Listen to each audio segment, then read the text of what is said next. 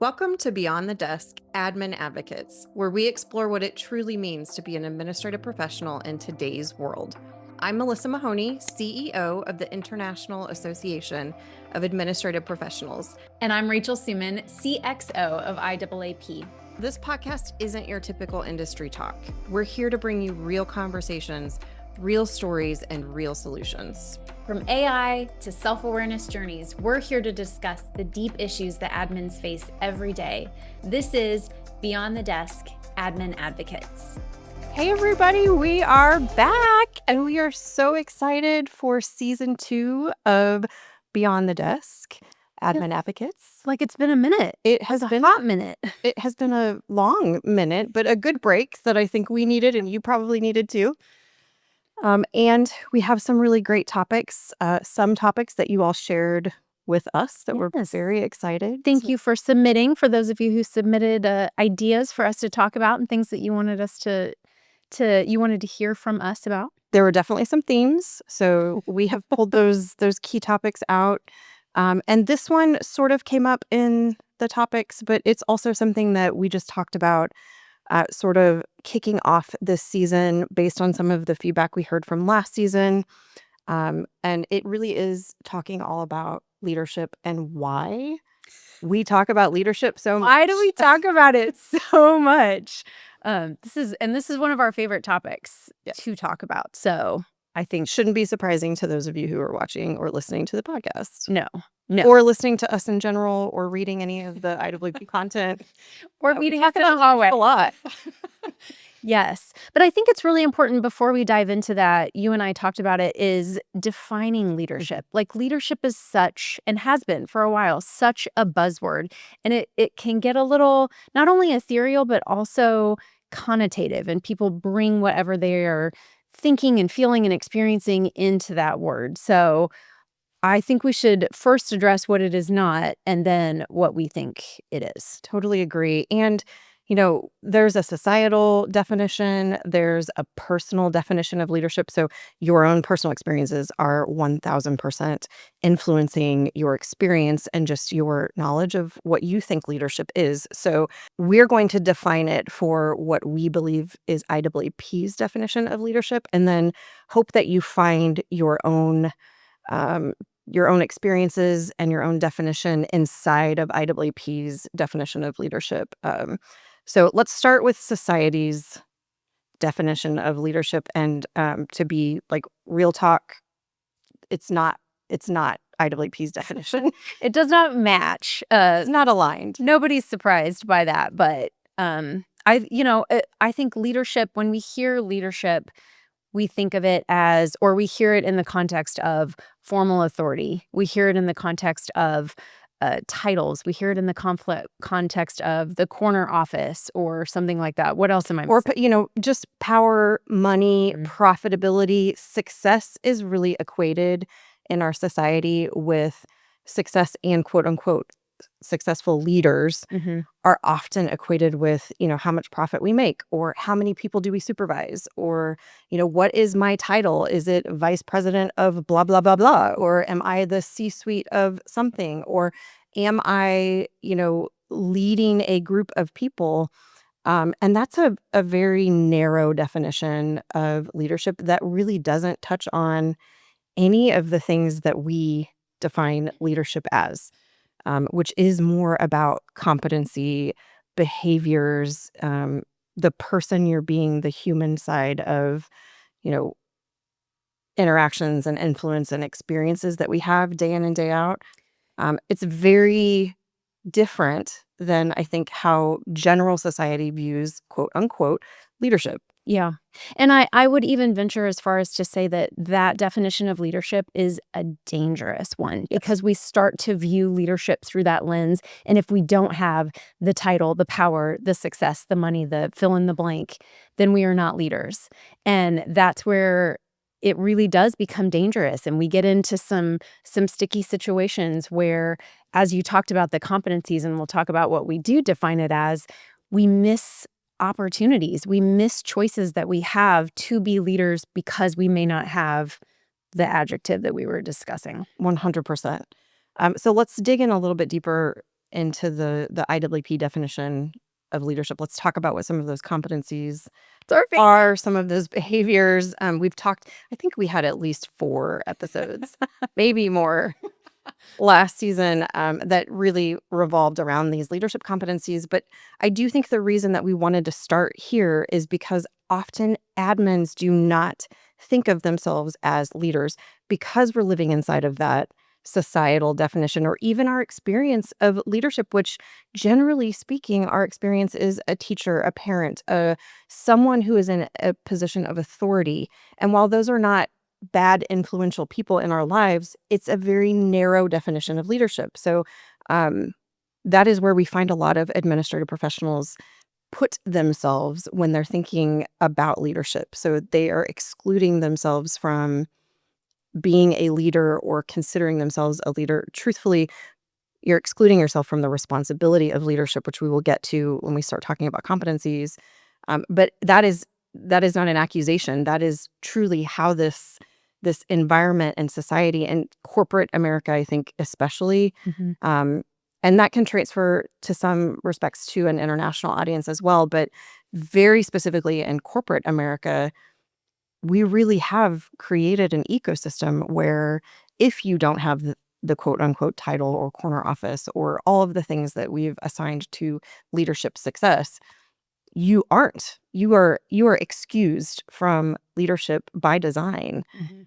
So definitely not an accusation, but we want to invite you to be more curious and open about what leadership could mean Mhm. and how you could be a leader in your organization, in your life, in your self-awareness, self-discovery, your self-leadership, Mhm. because we do think that the definition is actually much wider. It can mean some of those things, but if it's those things with the exception of the competencies and the leadership behaviors, it's probably not a successful leader. Yeah. And if you really uncover and think about like the people who are quote unquote leaders in your organization and how often we complain about those people and their failed leadership, you can really start to see like, oh, there is some truth here. We're not allowed to talk about it. Yeah. And so at IWP, we are allowed to talk. Not only are we allowed to talk about it, we are challenging that norm or that notion that you have to have all of those things in order to be a leader. Yeah. Absolutely.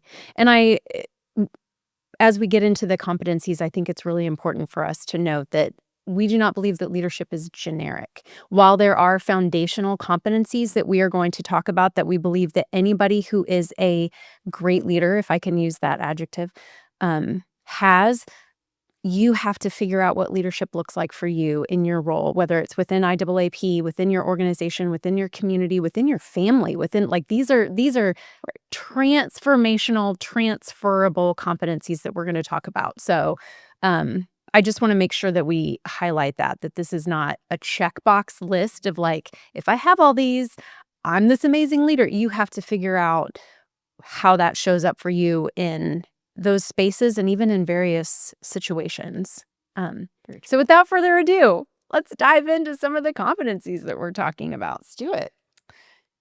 So one of we'll kind of hit these high level because we've only got a few minutes, but one of my favorite ones, if I can open with it, Sure. is self-awareness. And self-awareness has also become a real buzzword and what that looks like. And I would venture to say, in fact, there's a great book.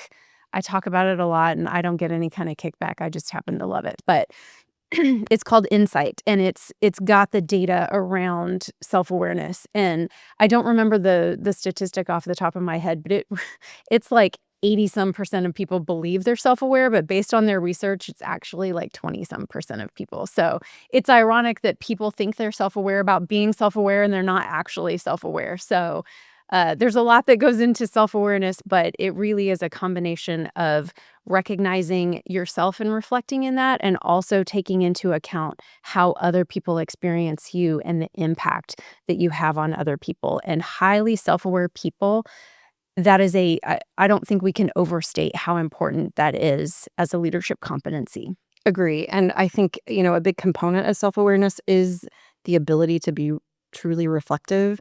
And we talk a lot about that reflection, and we often think like, well, self-awareness is about me examining myself. So we get really introspective, which is that is a great skill set. That is something everyone should be doing, is reflecting on interactions, experiences, but it cannot be one-dimensional. It has to be a 360 reflection. So you do have to collect feedback, which is another huge component of leadership competency and behaviors that we see with really successful leaders.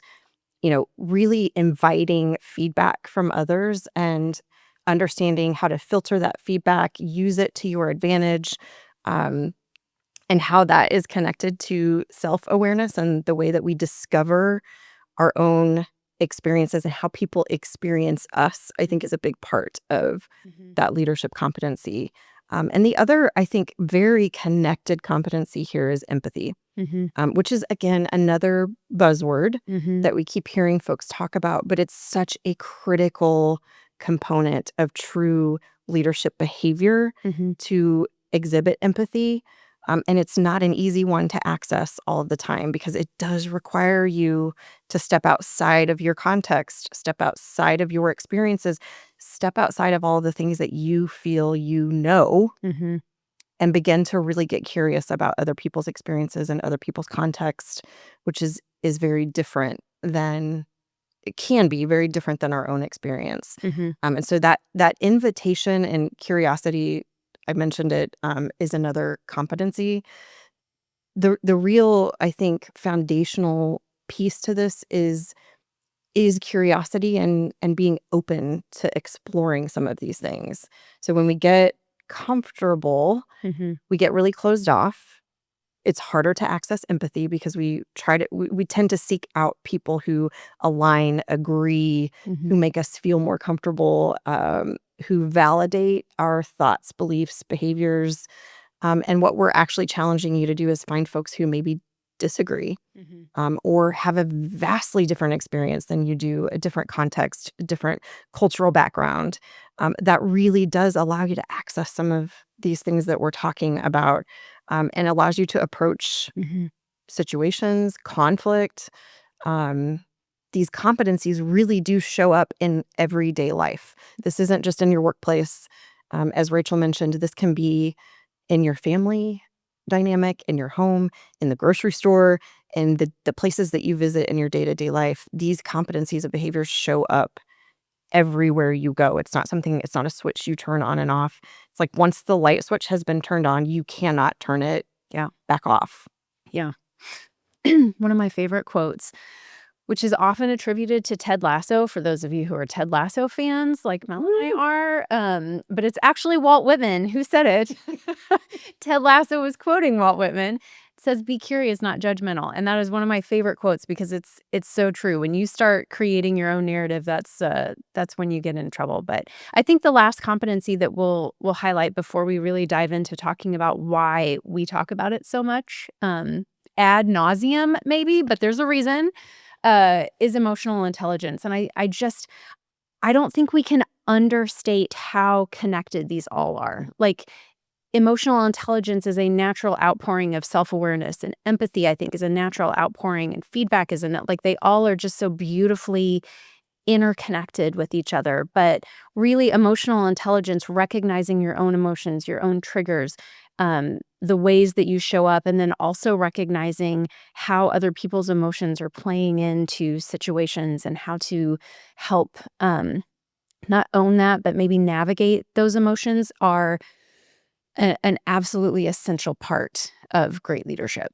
Very much agree. And those core competencies, yes, are going to help you show up as a leader, and it can also start to expose a little bit.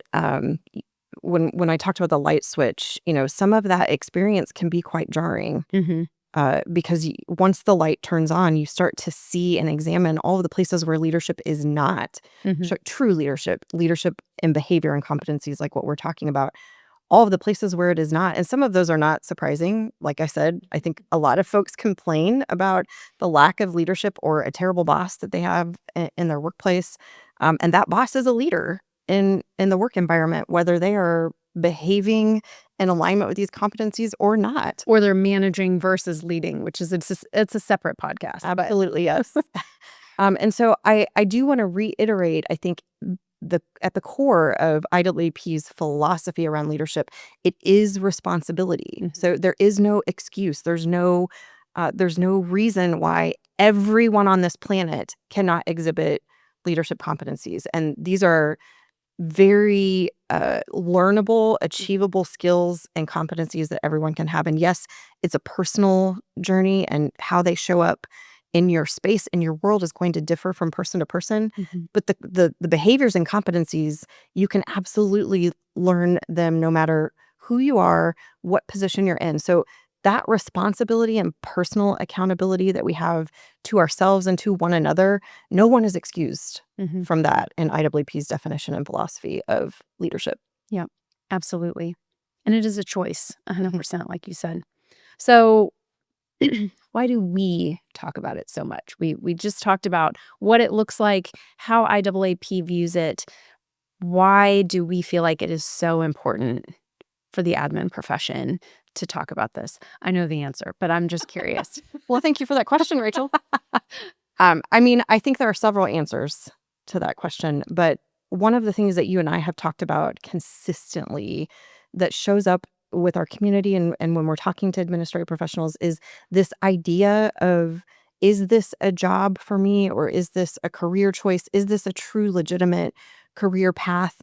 And the reason that this is connected so much to leadership and the definition of leadership is because we often are taught that, you have to seek out the next level. Your goal in life is to get to the top of the mountain. You have to reach the peak or the summit. And if we look at that in the natural hierarchy of business, admin is not at the summit. There are some positions that can get you close, and there is a sort of hierarchy within the career path that I think is people are constantly battling this, like, well, I don't necessarily want to be chief of staff. So what does that mean? Does that mean that my career is not legitimate? Or is this really just a paycheck? Am I just coming to this job to collect a paycheck? Or does what I do really matter and make a difference? And shocker, we actually think that it does. We actually think that it is a legitimate career, and we have evidence to support that based on some of these leadership competencies and behaviors, and seeing admins really embrace that responsibility and the knowledge that this is a legitimate career, and it doesn't have to be about chasing the next best thing. It can very much be about developing and growing in the space you're in and challenging yourself to do as much as you possibly can, have tremendous impact in the role that you're in.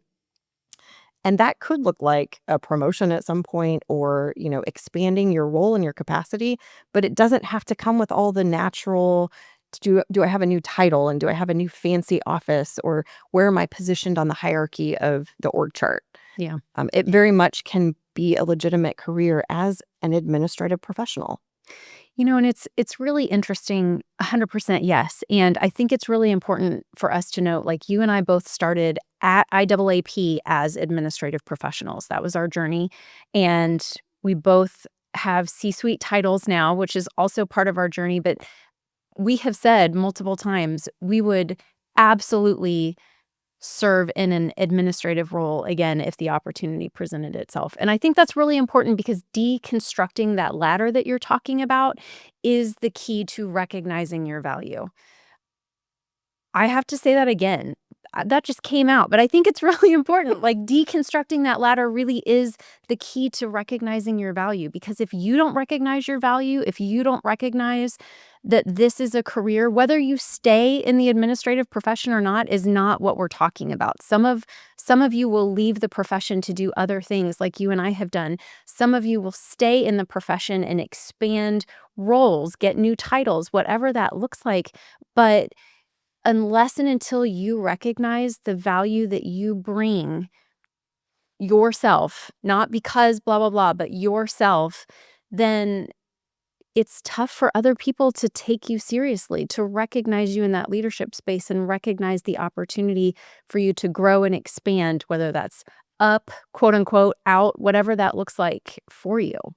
Yes. And spoiler alert, if you don't do that work now and you get a title or you chase the thing, the summit, the top, the peak of the summit, when you get there, you won't be as successful because you're still seeking validation from a title and a position. And it takes us right back to that societal definition of leadership. And that's where we see leaders continue to fail. Yep. Is they get the title and they're like, oh, this must mean that I have all of these competencies because I'm in the role. I'm the executive. Yeah.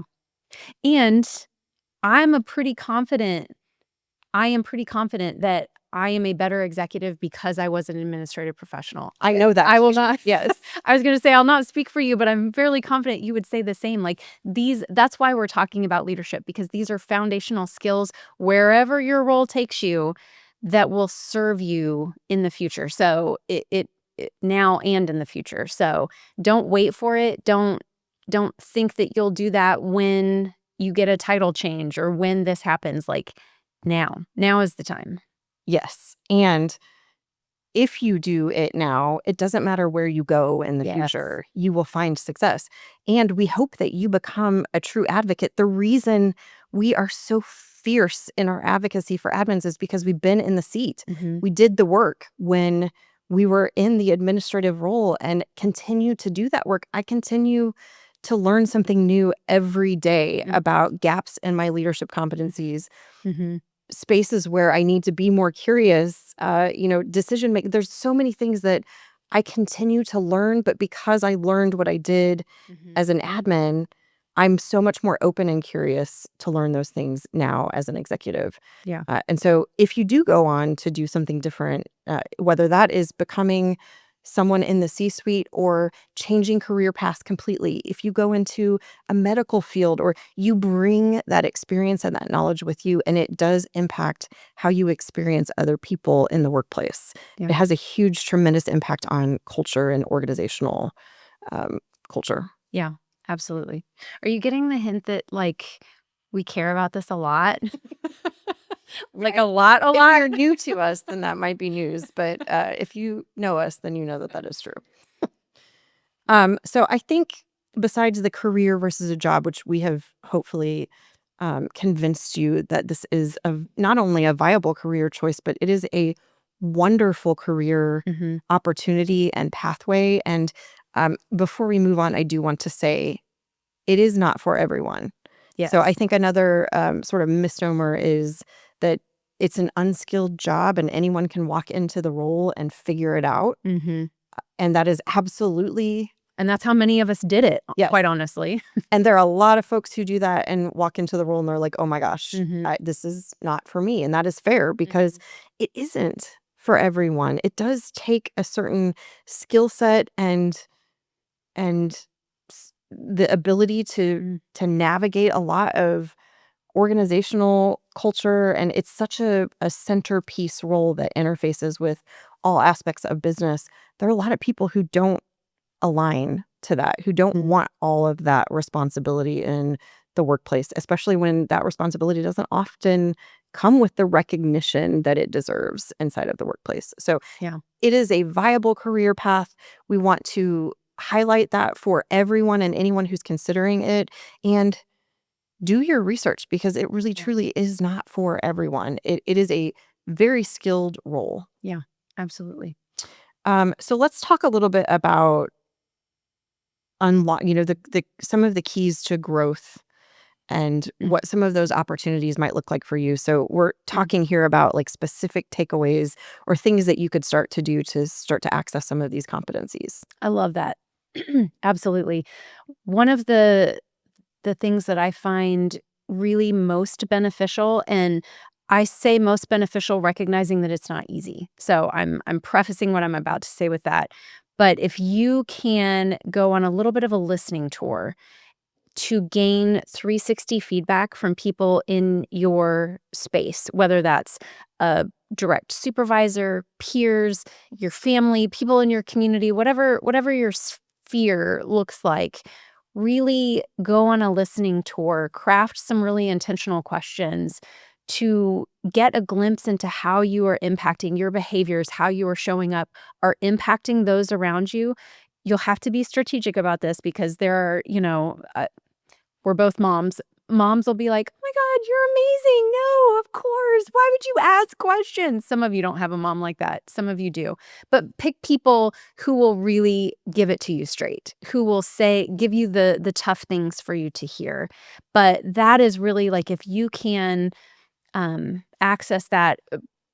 Coaching is another great way to get some of those 360 feedback um, insights and nuggets too. But if you can really unlock the impact that you are having on other people and then use that as information to help maybe tweak and shift how you are showing up in ways to have a greater, more positive, whatever outcome you're looking to impact, game changing. I cannot overstate that enough. Game changing. Yes, and I will say too, from a coaching perspective, a lot of admins would never consider executive coaching Mm-hmm. because, of course, why would we do something that's reserved for executives?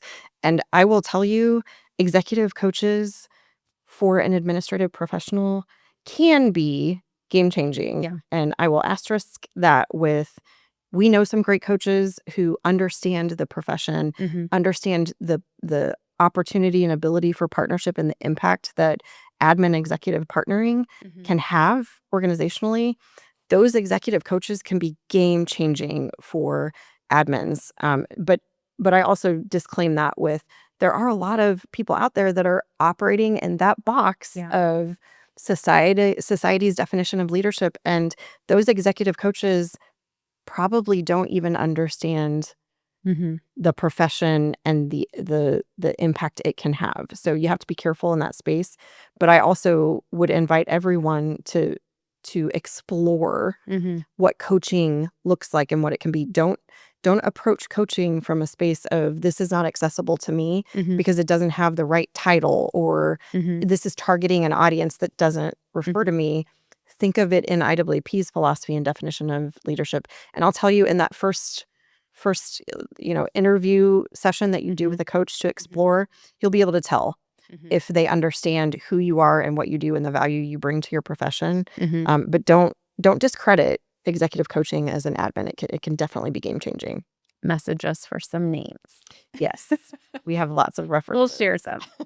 I do think the other thing here is you do have to have the courage to take what you're learning upon self-reflection and getting this 360 feedback, exploring it. You have to have the courage to then put it into practice. Mm-hmm. And that is not always easy to do because it can be easy to live in a theoretical space and say, well, obviously, yes, I know that this behavior could help me, or I shouldn't say these things, or maybe if I had approached it differently, I would have had a different outcome. But being able to put that into practice the next time you have an opportunity is actually that next really big step. And it is a huge key to unlocking growth, and it can't stop there. So you have to continue this cycle of, okay, I heard this feedback. The next time I had an opportunity, I changed my behavior or I took a different approach because of that feedback. Then you have to reflect again. So it is a constant cycle. And there's an up to the cycle, there's a down to the cycle. We talked about this several times on the podcast last season. If you can try to look at that in a non-linear, Yeah. non-chronological way, Mm-hmm. it opens up your experience. Your capacity to experience is much wider. Mhm. So if you're not looking for, well, right now this is the up and what's coming next is the down, some of those things are happening simultaneously. Mm-hmm. So you might have some really fabulous things occur, changes and impacts that you can see because you're implementing these behavioral shifts and changes. At the same time, there's lots of opportunity still that exist, and all of that can be happening at the very same time. So it isn't linear, and that's really hard. Oh my gosh. As humans, it is really hard for us to step outside of the black and white Yeah. thinking, or the this is right or wrong, or there's a yes or a no to this. Stepping into that gray area, or that area where It's not so black and white. There's a lot of unknown. It's really uncomfortable to be in that space. So it takes courage to put those things into practice. It really does. Yes. And there's no destination, right? Like, which is also hard for us. it is hard for us. And leadership is hard. Like, we say that too. And again, I cannot overstate that. Like, once you access and unlock that growth that you're talking about and leadership, it's very easy to think it's going to be rainbows and sunshine and I have access to all of this and there are flowers and colors are brighter and that's part of it. But leadership is hard. Like, it's easier to just kind of be showing up wretched in places. Like, let's real talk it. It's easier to do that. So if you are in a space, you are accessing your leadership, you are growing and it's tough and you are finding yourself kind of slogging through some days and keep at it. You're doing it. That's the work. That's the work. And eventually you'll start turning some corners where it's not quite as hard. But then you'll turn another corner and it'll be hard. Harder again. So as you said, it's not linear. It really is a journey and it is so worth it.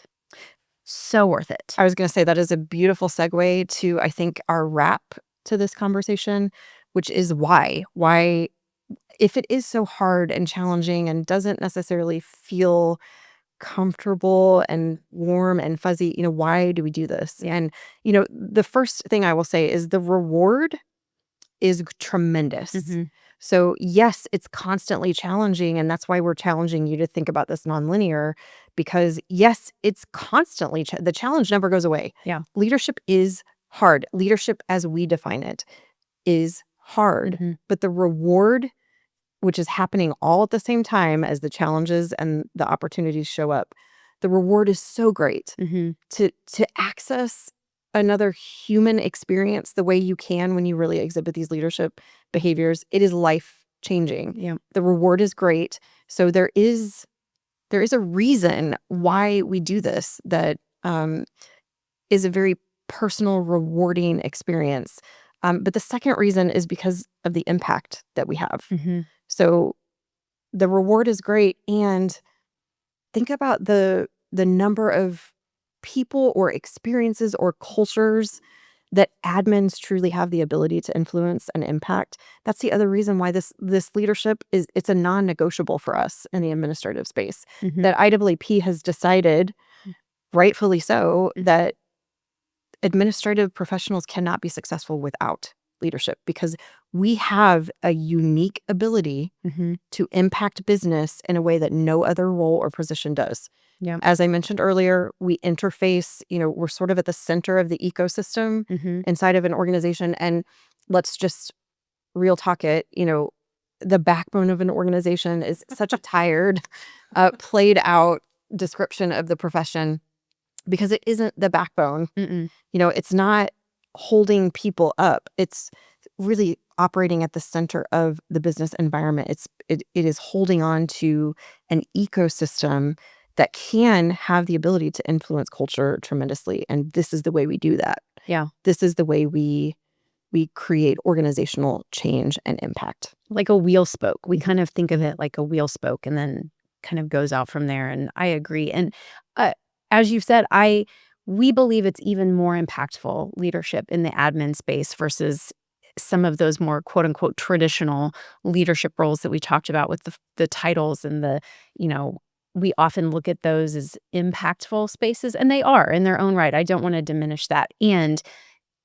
administrative professionals who show up with these leadership competencies and show up as leaders every day have the opportunity to have even greater impact on, dare I say, the world around us than seeing it in some of those spaces where we automatically assume or expect that it's going to be. So that's the invitation. That's what we're talking about. That's the access and the vision that we see and that IAAP is striving for, is each and every administrative professional showing up in those leadership competencies and influencing the world to do the same. And oh my gosh, can you imagine if everybody right now showed up with self-awareness, emotional intelligence, empathy, and feedback mindset? Like, I don't even know what that would look like. That's like a utopia No, that no one doesn't has ever experienced that. I see it though. It's Yeah. a vision.